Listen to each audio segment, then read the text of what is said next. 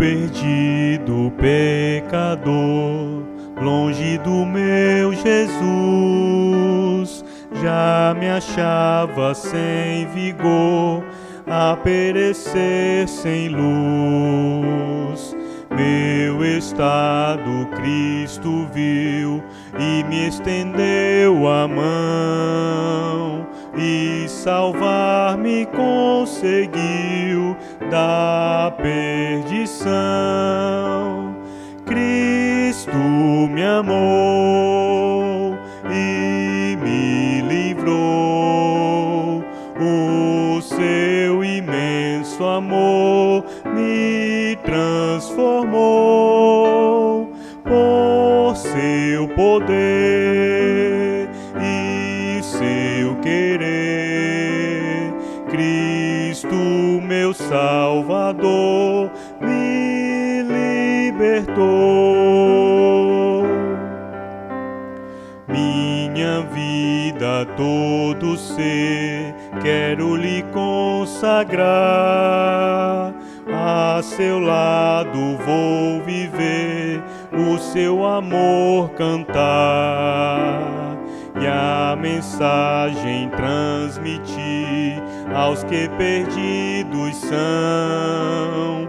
Vou ao meu Senhor servir com gratidão.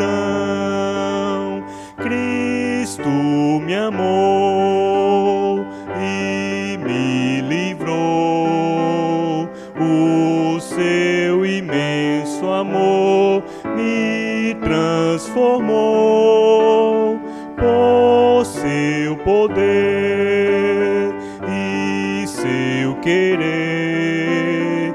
Cristo, meu Salvador, me libertou.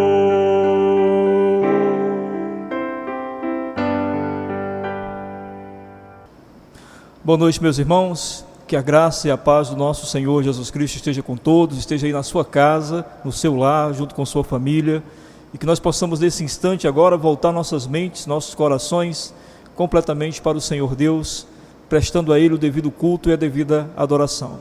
Quero convidar você aí na sua casa a abrir a sua Bíblia no Salmo 119, onde nós vamos ler do versículo 26 em diante. Salmo 119, do versículo 26 em diante. Abra aí a sua Bíblia e vamos ler juntos. Diz assim a palavra do Senhor: Eu te expus os meus caminhos e tu me valeste. Ensina-me os teus decretos. Faz-me atinar com o caminho dos teus preceitos e meditarei nas tuas maravilhas. A minha alma de tristeza verte lágrimas. Fortalece-me segundo a tua palavra. Afasta de mim o caminho da falsidade e favorece-me com a tua lei. Escolhi o caminho da fidelidade e decidi-me pelos teus juízos. Aos teus testemunhos me apego. Não permita, Senhor, seja eu envergonhado. Percorrei o caminho dos teus mandamentos, quando me alegrarei o coração em ti. Amém, meus irmãos. Vamos orar.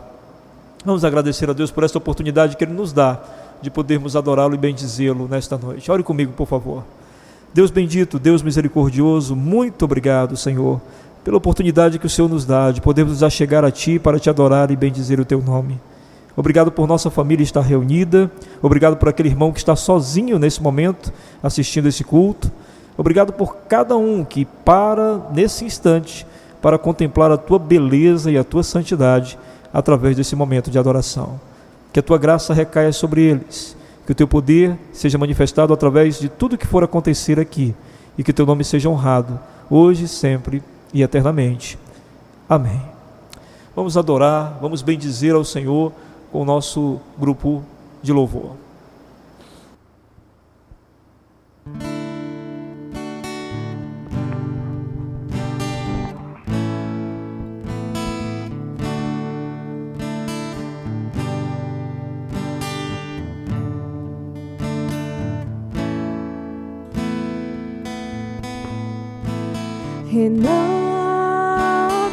Renova-me, Senhor Jesus.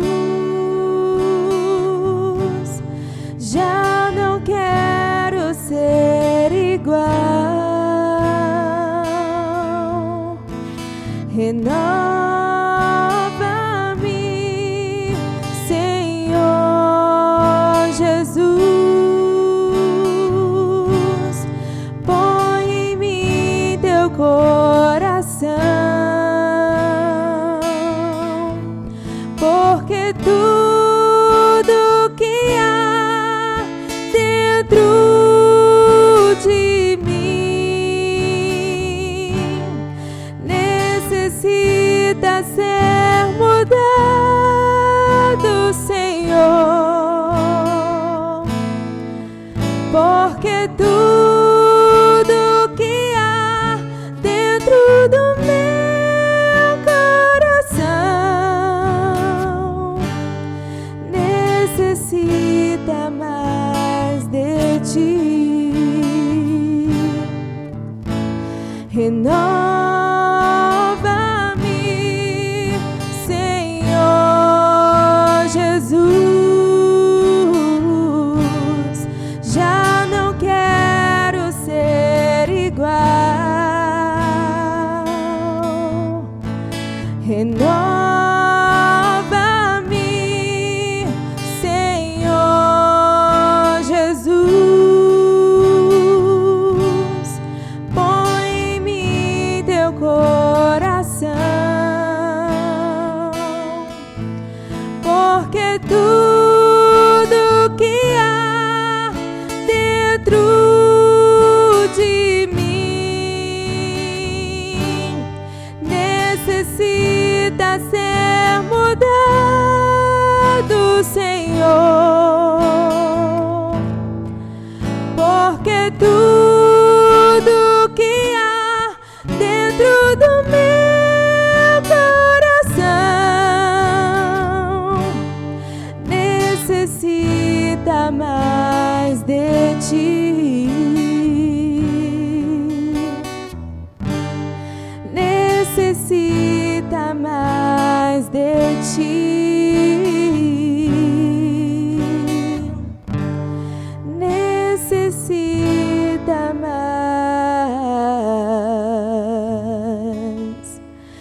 de ti.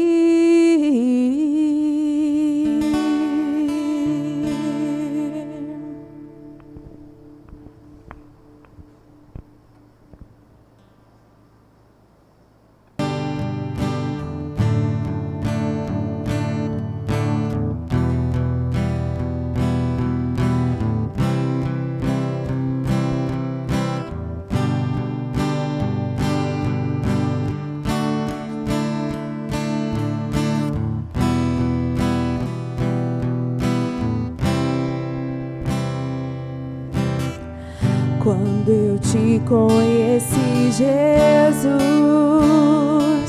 o meu caminho brilhou.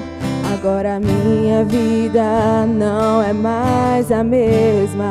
Eu acredito na palavra, eu acredito no poder do teu sangue, que me libertou da morte para a vida.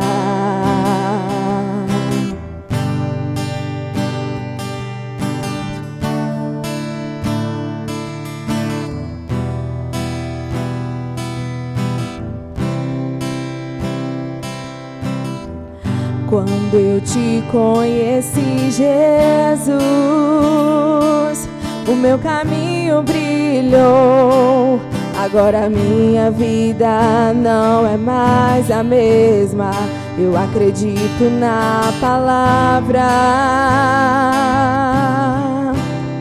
eu acredito no poder do teu sangue, que me libertou da morte para a vida. E a vida que eu vou viver agora é para um motivo bem maior que o meu. O poder do amor, da ressurreição E aquela velha cruz está vazia agora. E a vida que eu vou viver agora é para um motivo bem maior que o meu. O poder do amor, da ressurreição. E aquela velha cruz está vazia agora.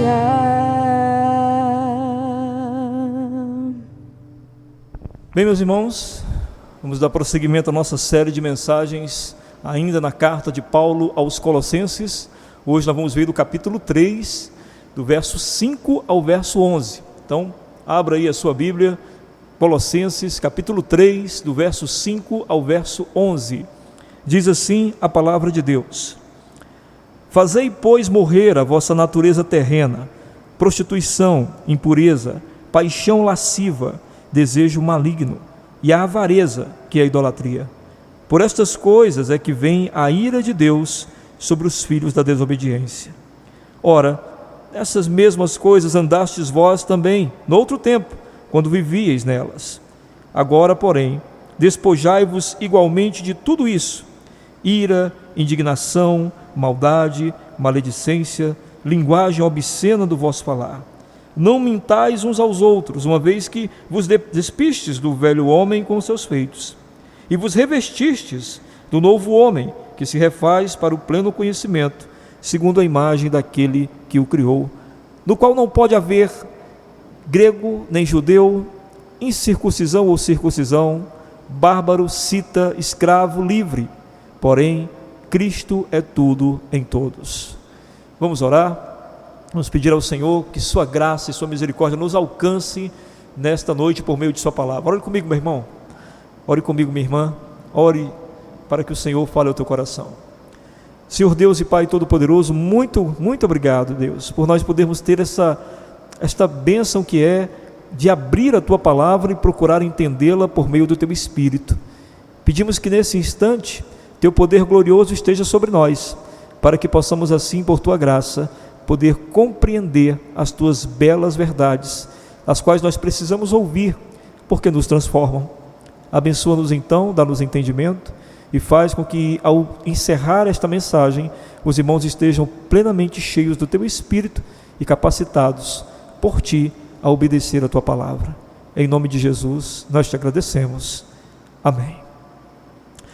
Conta-se que um grande artista encontrou certa vez um jovem mendigo na rua e ficou impressionado com o semblante tristonho, quebrantado daquele rapaz.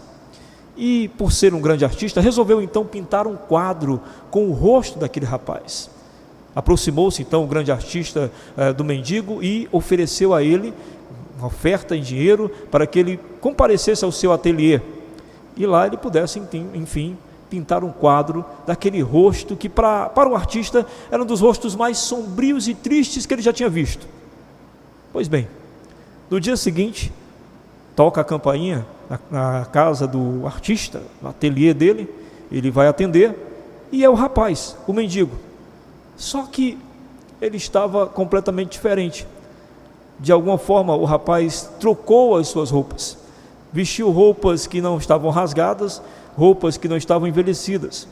Eram roupas seminovas, mas eram roupas completamente diferentes daquelas que ele estava vestido enquanto estava no meio da rua. Naturalmente, quando o artista olhou para o rosto do jovem, não era mais o mesmo.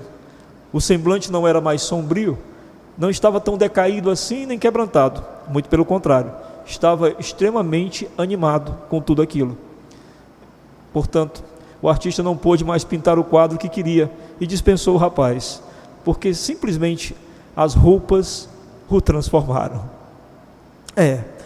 Eu sei que as roupas transformam algumas pessoas, não é? De acordo com o que a gente se veste em determinado momento, indica o que nós vamos fazer por estarmos vestidos daquela forma. É muito comum, por exemplo, quando se vai a um casamento, ir-se com as roupas mais sofisticadas que se tem. As pessoas também costumam vir à igreja com as roupas mais adequadas, né? Então, na medida em que a gente se veste, é à medida que nós descobrimos o que nós vamos fazer, ou até mesmo quem nós somos. Pois é, o apóstolo Paulo então vai usar esta ideia das vestimentas nesse texto que nós vamos ler hoje. Ele quer que a igreja de Colosso, que os irmãos da igreja de Colosso, finalmente tirem as vestes do pecado, tirem as vestes da promiscuidade e se revistam com uma nova veste, uma veste de santidade, uma veste que os identifique com o Senhor Jesus Cristo.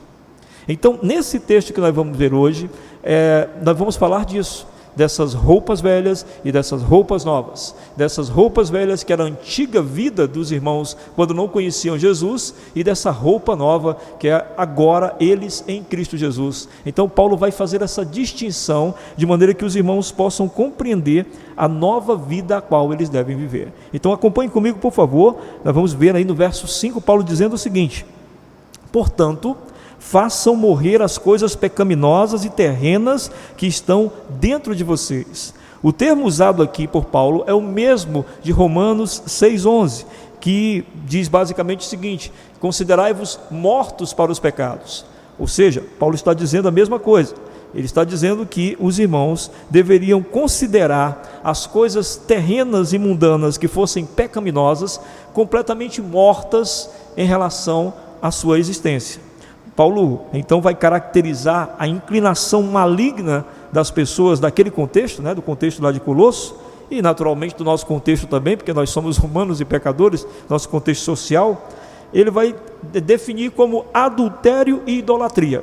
E aí em Colossenses capítulo 3, ainda no verso 5, ele começa a decifrar esse tipo de pecado da imoralidade e da idolatria. Ele diz o seguinte: fiquem longe da imoralidade sexual. Ora, o sexo fora do casamento era considerado imoralidade. Se fosse fora do casamento, já era considerado fora de um contexto moral, ou seja, imoral. Então a atividade sexual também era geralmente ligada à adoração a falsos deuses, o que fazia Paulo tocar mais ainda nessa tecla, não é? Por isso ele vai insistir mais na questão sexual, porque ele sabe que isso está ligado também à adoração de falsos deuses. Então ele diz ainda no verso 5, não é? Ele diz: fiquem longe da imoralidade sexual, impureza, e a impureza significava o quê? Ser contaminado pela sexualidade pervertida. Seria, por exemplo, participar dos cultos pagãos, nesses cultos pagãos onde havia orgias sexuais. Então eles deviam evitar se tornarem impuros ao participar desse tipo de atividade. Depois ele segue dizendo: paixão sensual, ou seja, os impulsos descontrolados, que não se detêm até encontrar satisfação. Essa paixão sensual, esse impulso descontrolado, seria buscar sexualidade de qualquer forma, de qualquer maneira, encontrar a satisfação do desejo, não importando como esse desejo seria saciado. E aí ele continua dizendo: desejos maus. E nos desejos maus é uma palavra que ganha mais força do que a anterior, do que as paixões sexuais, porque aqui ele abrange todos os maus desejos, tudo que for mau desejo, ou seja, tudo que for dentro do contexto de que é bom, segundo o preceito de Deus, ele inclui tudo isso no mesmo balaio, digamos assim. E aí ele termina o versículo 5 dizendo: a avareza, que é a idolatria. Ele cita então a avareza, que ele chama de idolatria. Avareza em que sentido? Prezar demasiadamente as posses, tornando-se escravos das mesmas. É interessante que ele começa falando questões sexuais, e depois ele direciona para a avareza, que é a idolatria, É lógico que tem um contexto aqui do qual Paulo está tentando ilustrar para os irmãos. Ele está falando primeiro da questão do pecado sexual, mas ele está falando também do pecado da idolatria. Então, como ele está falando do pecado da idolatria, ele cita a avareza, que ele deixa bem claro aqui, também é uma forma de idolatria, também é uma forma de trazer para si a realidade de um Deus falso, que seria o Deus dos bens materiais, o Deus dos recursos. No verso 7 ele diz: por estas coisas, as coisas que ele acabou de citar, essas que eu acabei de falar para os irmãos, ele diz: por estas coisas é que vem a ira de Deus sobre os filhos da desobediência. Ou seja, o caminho para se encontrar com a ira de Deus é o caminho que ele descreveu anteriormente, é o caminho da promiscuidade sexual, é o caminho da avareza, da idolatria, é o caminho da idolatria das paixões, da entrega desenfreada às paixões. Esse é o caminho para você encontrar-se, diz o apóstolo Paulo, de frente com a ira de Deus. No verso 7 ele diz: ora, nessas mesmas coisas andastes vós também, noutro tempo, quando vivíeis nelas. Então Paulo vai dizer: irmãos, vocês aí de Colossos, vocês lembram disso, vocês viviam nisso antes, vocês experimentaram essas coisas antes. E aí o que ele quer dizer com isso? Que a realidade dos outros, os pagãos, os que não conhecem o Senhor, é uma realidade que para eles é natural. Aquilo que hoje o Espírito Santo deu entendimento à igreja de Colosso, aos irmãos em Colosso, esse entendimento não está na mente dos pagãos. Paulo então quer fazer aqui uma distinção aos irmãos e dizer: olha, observem se vocês realmente entendem que esses pecados são formas de idolatria. Observem se vocês percebem que vocês não devem estar nesse caminho, porque é isso que faz distinção entre vocês e aquilo que eles são. É isso que faz com que vocês se diferenciem. Aí no verso 8 ele diz: agora porém, despojai-vos igualmente de tudo isto. Aqui ele entra na figura que ele quer usar, no texto, que é: agora é hora de trocar de roupa, agora é hora de você se despojar, tirar toda essa roupa. E ele diz assim, agora porém despojai-vos igualmente de tudo isso. Não é tirar uma peça, é tirar toda a roupa, tudo aquilo que corresponde ao pecado, se desfazer disso por inteiro. Essa é a proposta que o apóstolo Paulo está dando aqui aos irmãos. E por que ele diz isso, de se despojar por inteiro? Porque talvez houvesse algum irmão ainda lá em Colosso que tinha uma peça ou outra ainda em seu corpo da vestimenta antiga, e essa pessoa precisava então livrar-se de toda a vestimenta antiga. Em seguida, Paulo apresenta a outra categoria de idolatria. Ele já apresentou a categoria relacionada à sexualidade, relacionada à avareza dos bens materiais, e agora ele se relaciona à questão do eu, do nosso ego.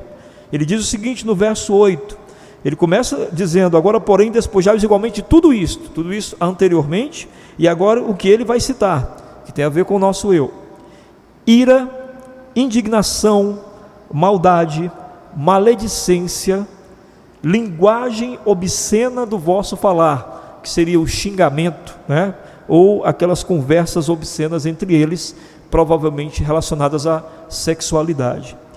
Então, todos esses pecados que ele cita aqui do verso 8, eles estão centrados na exaltação do eu. O indivíduo, quando exalta demais o seu ego, é por isso que ele se ira, é por isso que ele se indigna por tudo, é por isso que ele cresce em maldade, em maledicência, e a linguagem obscena nada mais é do que um desejo de controle, de imposição sexual sobre o outro.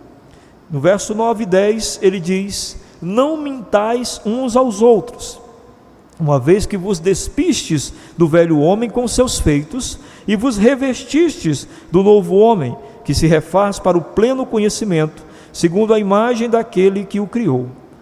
Aqui Paulo começa dizendo não mintais, no sentido de não enganem uns aos outros, não finjam conversão, não sejam hipócritas. E ele já tinha falado isso nos textos anteriores. Os irmãos que acompanham toda quarta-feira, que têm acompanhado o nosso estudo em Colossenses, provavelmente devem lembrar disso.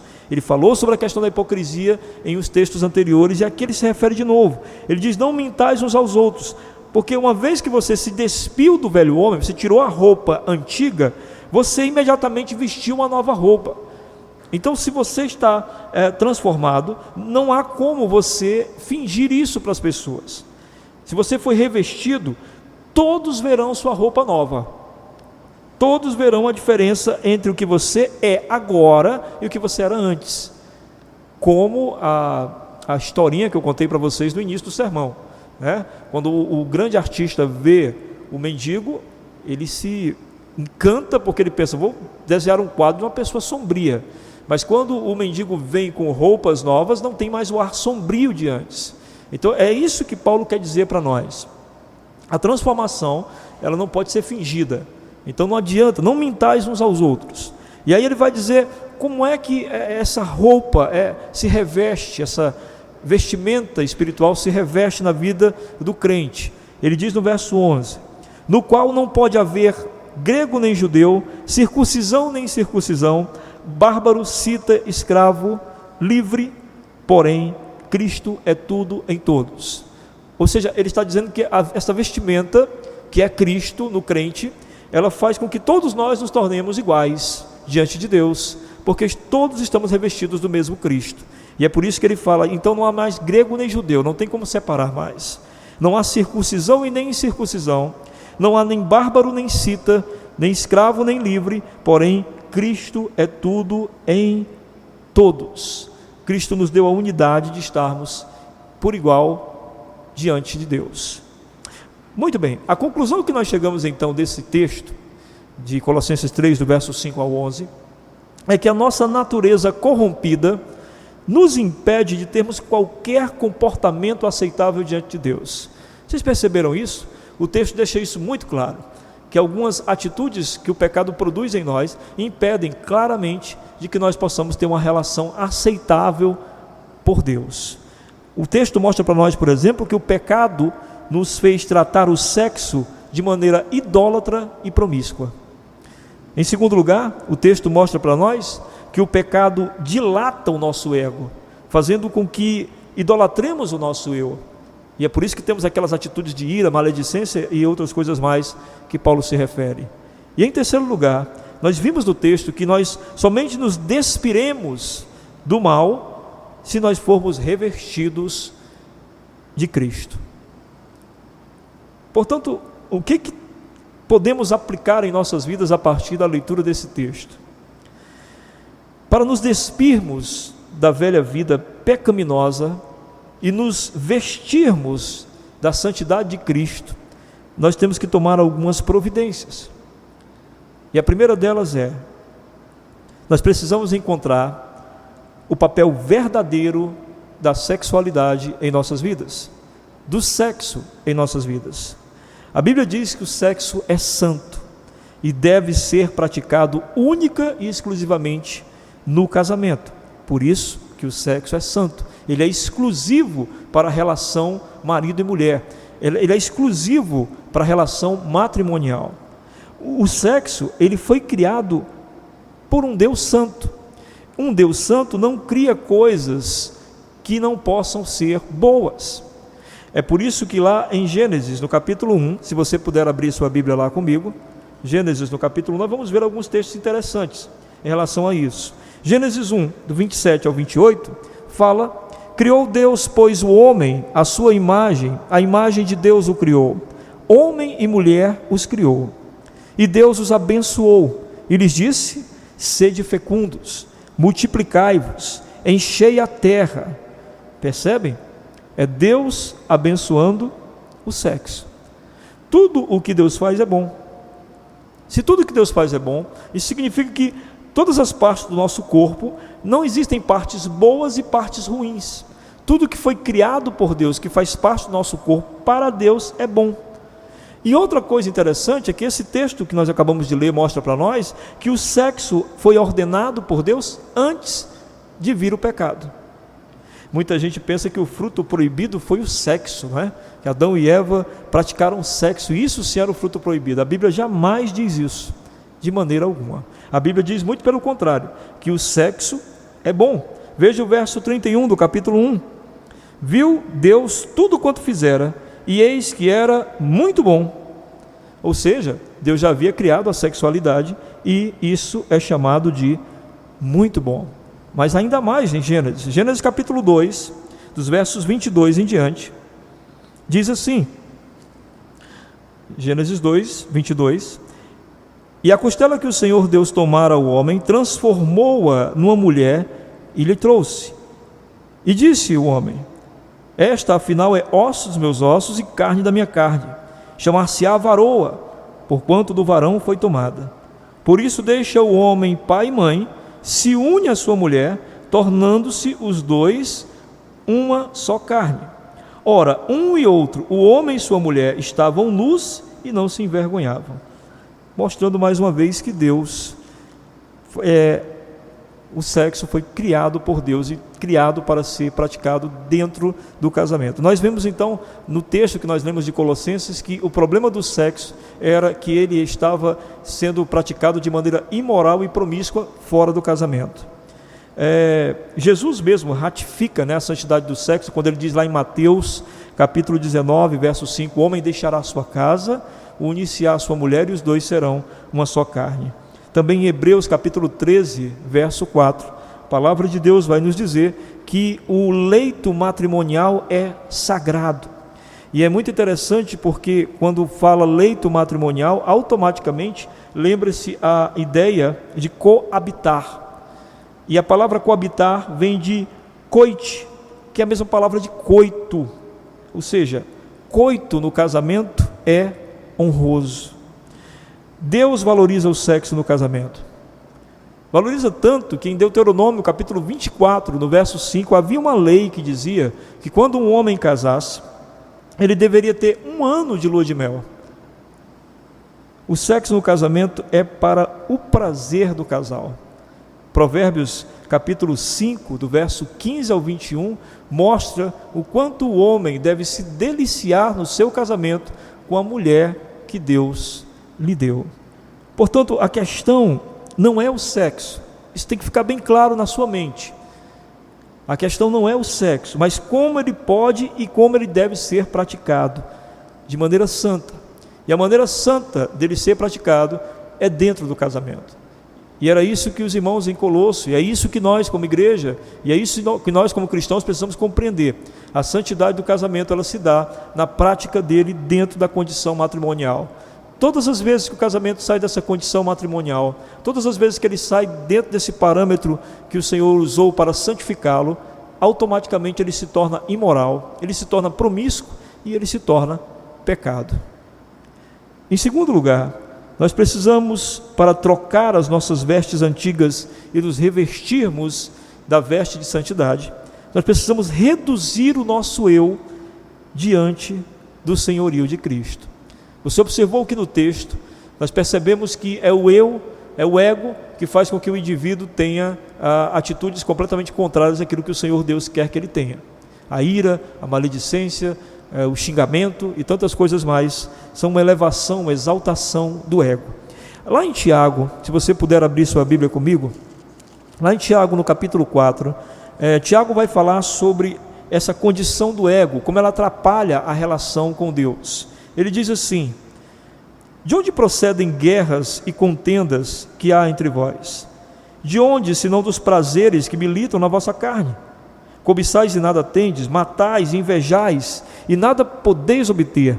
Viveis a lutar e a fazer guerras. Viveis a lutar e a fazer guerras. Essa é a condição do nosso ego. Um ego que vive se degladiando com as pessoas, que vive encontrando inimigos ou criando inimigos constantemente nas relações interpessoais. E aí o Senhor vai dizer para nós que Ele sequer ouve orações de quem pensa e vive assim. As nossas guerras cotidianas, elas se dão na maioria das vezes porque nós queremos tratar as pessoas como objetos que vão se encaixar nos planos que nós estabelecemos dia após dia.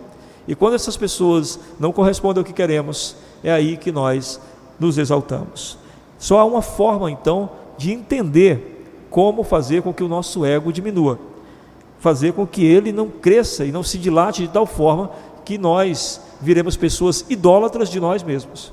Idólatras, por exemplo, dos nossos sentimentos. Há pessoas que acreditam mesmo que não podem ficar tristes. Há pessoas que acreditam mesmo que não podem ser frustradas. Há pessoas que acreditam que não pode passar por nenhuma desilusão. A Bíblia não diz isso.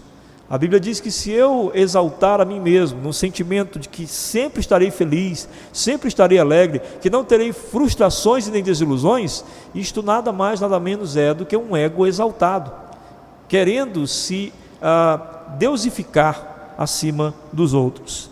A solução ainda é a mesma. Jesus deixou a palavra para nós sobre como desmistificar o nosso ego. Lá em Marcos capítulo 10, do verso 42 ao 45, Jesus o chamou e disse: vocês sabem que aqueles que são considerados governantes das nações as dominam e as pessoas importantes exercem poder sobre elas. Não será assim entre vocês. Ao contrário, quem quiser tornar-se importante entre vocês deverá ser servo, e quem quiser ser o primeiro deverá ser escravo de todos. Pois nem mesmo o Filho do Homem veio para ser servido, mas para servir e dar a sua vida em resgate por muitos. Ainda reafirmando as palavras de Jesus, Romanos capítulo 12, verso 10 diz: dediquem-se uns aos outros com amor fraternal, prefiram dar honra aos outros mais do que a vocês. Ou seja, meus irmãos, a palavra de Deus nos ensina que o nosso ego, ele só será diminuído, ele só será rebaixado na medida em que nós buscarmos servir ao próximo, como Jesus fez. É nessa medida que o nosso ego vai perdendo as forças. É nessa medida de servir ao outro, de pensar no outro e de esquecer de si, é que o nosso ego vai sendo mortificado. Em terceiro lugar, se nós queremos trocar as roupas do pecado e nos revestirmos de roupas de santidade, essa figura ilustrativa que o apóstolo Paulo trouxe aqui, nós precisamos nos despir de tudo que nos torna inadequados para caminhar ao lado de Cristo. Você lembra que Paulo fala isso, né? No texto de Colossenses, ele diz que nós devemos nos despir de tudo. Ele diz que nós não devemos deixar nada, nenhuma peça. Isso significa que a nossa transformação, a nossa santidade, ela tem que ser no todo, no inteiro. Não existe uma santidade por partes. Nós devemos trabalhar todo o nosso ser, tudo aquilo que nós somos e fazemos. O J.C. Ryle, que é um grande teólogo, que falava muito sobre santidade, em seu livro Santidade, ele diz o que deve ser mudado em nós, se nós queremos realmente ter uma vida santa. Então ele enumera algumas coisas, que são, segundo ele, fundamentais e bíblicas, e eu acredito nisso também. Ele diz que nós devemos mudar, em primeiro lugar, nosso linguajar, porque nós falamos daquilo que pensamos. Se a nossa fala, ela é uma fala que muitas vezes não é adequada a alguém que se diz cristão, é porque os nossos pensamentos também não estão sendo adequados. A nossa boca fala do que o coração sente. Se o nosso linguajar não é adequado, é porque nossos pensamentos também não têm sido. Em segundo lugar, ele diz que nós devemos mudar o nosso temperamento. Não devemos acreditar que um temperamento irado, que um temperamento brusco, possa ser aceito como o temperamento de um cristão. Porque a Bíblia diz que nós devemos ser mansos e humildes, como Jesus foi.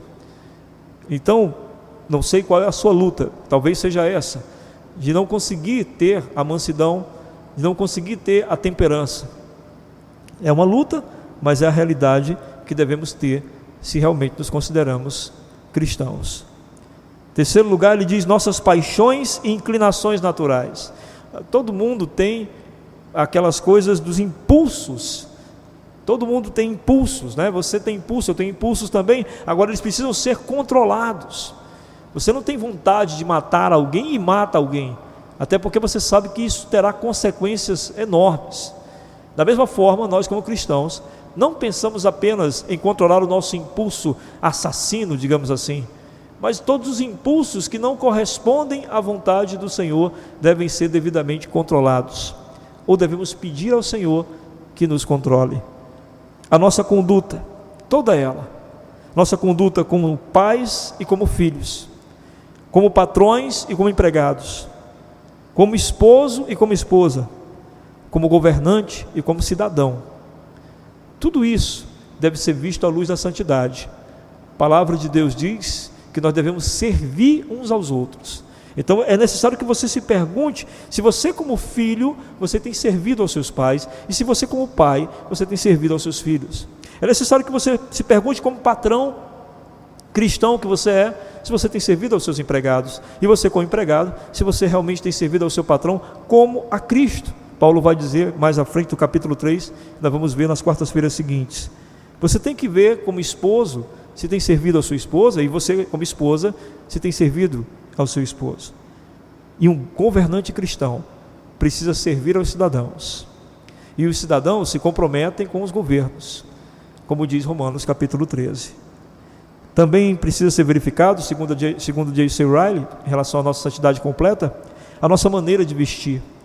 E aqui na maneira de vestir, é lógico, tá, a questão da modéstia, né, no sentido de evitar roupas que sejam inadequadas, mas também no sentido de aprender que a roupa não comanda a minha vida.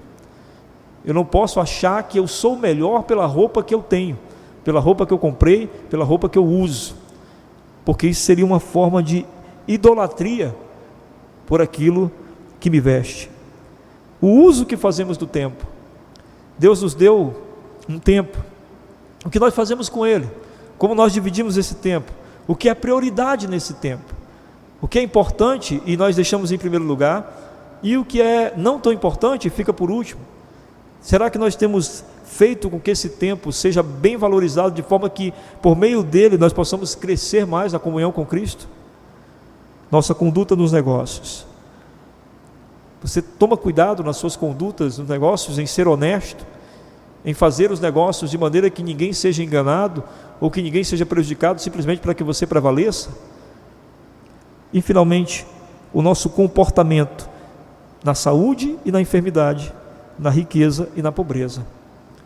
Como você é quando está bem de saúde? Como é a tua relação com Cristo quando você está bem de saúde? E como é a tua relação quando você não está bem de saúde? Como é a sua relação se você tem o dinheiro certo na hora certa? E qual a sua relação com Jesus quando não há dinheiro certo na hora certa? É a forma com que nós lidamos com essas coisas que significa como nós temos lidado com Cristo. E talvez a pergunta que você tenha fazendo agora na sua cabeça é: como é que eu faço para lutar dessa forma? Como é que eu faço para me revestir disso? Para tirar essa roupa antiga e vestir essa roupa nova em Cristo Jesus? Como Paulo diz aí aos Colossenses. Paulo falou uma vez à igreja de Tessalônica, elogiou aquela igreja, sobre o comportamento dos irmãos da igreja de Tessalônica. Veja o que ele diz, está em 1 Tessalonicenses capítulo 1, versos 3 e 4. E ali está a forma com que nós devemos lidar com nossas vidas para buscar o revestimento de santidade. Diz o seguinte: recordando-nos diante do nosso Deus e Pai, da operosidade da vossa fé, da abnegação do vosso amor e da firmeza da vossa esperança em nosso Senhor Jesus Cristo, reconhecendo, irmãos, amados de Deus, a vossa eleição. Observe só. Paulo percebeu que aqueles irmãos lá em Tessalônica eram eleitos de Deus, eram pessoas escolhidas pelo próprio Deus. Como ele percebeu isso? Ele diz: pela operosidade da vossa fé. Operosidade, ou seja, por vocês praticarem realmente aquilo que acreditam. Meu irmão, você só vai conseguir ser revestido de santidade se você praticar aquilo que você diz acreditar. Se você lê nas Escrituras, se você ouve um sermão, e se você assiste uma aula bíblica, você precisa receber aquilo e imediatamente pôr em prática. Você tem que ter uma operosidade da sua fé, ela tem que operar não só em você, mas para os outros também. Ou seja, quando você coloca em prática, você transforma a tua vida, e automaticamente ao colocar em prática, você transforma a vida dos outros também. Por isso é uma fé que opera não só na tua vida, mas na vida dos outros também. Uma segunda coisa que Paulo diz nesse mesmo texto de 1 Tessalonicenses, no capítulo 1, dos versos 3 e 4, ele diz que ele percebeu a operosidade da fé daqueles irmãos e pela abnegação do vosso amor. Abnegação, desprendimento. Ele disse: eu percebi que o amor de vocês é desprendido. Vocês amam as pessoas e vocês não querem absolutamente nada das pessoas. Os irmãos conseguem entender aqui o que Paulo está dizendo? Essas pessoas estavam mortificando o ego delas. Elas não estavam fazendo nada por recompensa. Elas não estavam fazendo nada para exaltação e dilatação do eu. Elas estavam fazendo simplesmente porque o amor de Deus encheu o coração deles, revestiu-os desse amor e eles estavam expressando esse amor. Portanto, o eu deles estava sendo mortificado a partir desse instante. E a terceira coisa que ele fala é a firmeza da vossa esperança em nosso Senhor Jesus Cristo. Ou seja, aquela igreja tinha uma firme esperança no Senhor Jesus Cristo, de que o Senhor voltaria, de que o Senhor estava com eles e que ao mesmo tempo voltaria gloriosamente para buscá-los. essa perspectiva de eternidade, fazer com que aqueles irmãos buscassem se revestir mais, cada dia mais, de santidade. Portanto, meu irmão, se você quiser viver a vida nova em Cristo Jesus, você tem que viver como um eleito de Deus. E como é que um eleito de Deus vive? Ele vive pela operosidade da fé, pela prática da fé. Ele vive pela abnegação do amor, ou seja, pelo desprendimento na atitude de amar. E ele vive na firmeza da esperança de Cristo Jesus, de que o Senhor está presente na vida dele e que também um dia vai voltar. É assim que você consegue então tirar as vestes antigas e se revestir da veste nova, conforme o apóstolo Paulo diz. Você que está me ouvindo em casa, talvez você não tenha ainda essa experiência com Deus. Talvez você ainda esteja vestido nessas vestes antigas, mas quem sabe você está incomodado com elas. Essas vestes, você percebe, elas não te fazem bem, não te são adequadas. E um dia, quando você estiver diante do Senhor, essas vestes do pecado, esse comportamento pecaminoso, pode fazer você ser rejeitado para sempre na festa celestial. Portanto, quero te dizer nesta noite que o Senhor Jesus, Ele veio ao mundo para nos dar uma nova veste. Ele veio ao mundo para nos dar uma nova condição de vida, de forma que nós possamos, pela graça que Ele nos deu por meio da cruz, receber essa vida e, recebendo esta vida, termos assim uma outra experiência com Deus, uma experiência de pureza e de santidade e de transformação. Quem sabe você queira essa experiência? Se você deseja ela, hoje mesmo, faça uma oração, arrependa-se de seus pecados, confesse ao Senhor que as vestes do pecado têm lhe incomodado e você não as quer mais. E hoje mesmo, o Senhor Jesus te revestirá com a sua bondade, com santidade, pureza e perdão. E o recado para você que já é crente em Cristo Jesus, que foi revestido com as novas vestes. Meu irmão, mantenha as suas vestes limpas, mantenha as suas vestes santas, mantenha a sua vida na integridade.